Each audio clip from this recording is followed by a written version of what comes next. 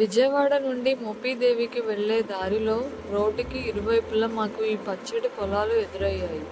ఎప్పుడూ సిటీస్లో బిల్డింగ్స్ మధ్య ఉండే మాకు ఈ పొలాల్ని, పచ్చటి పైరుల్ని చూస్తుంటే మనసుకు ఎంతో ఆహ్లాదంగా అనిపించింది. అక్కడక్కడ కొబ్బరి చెట్లు, అలాగే ప్రశాంతంగా ప్రవహించే చెరువులు మాకు ఎదురయ్యి స్వాగతం చెప్తున్నట్టుగా అనిపించింది.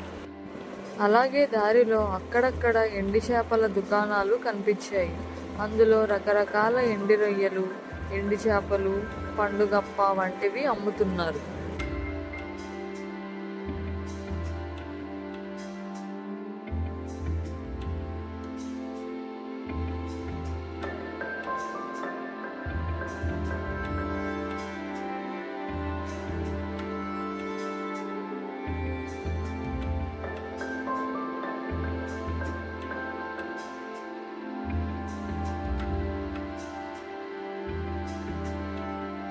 వాటన్నిటినీ దాటుకుంటూ ఫైనల్గా మోపిదేవి సుబ్రహ్మణ్యేశ్వర స్వామి గుడికి చేరుకున్నాం.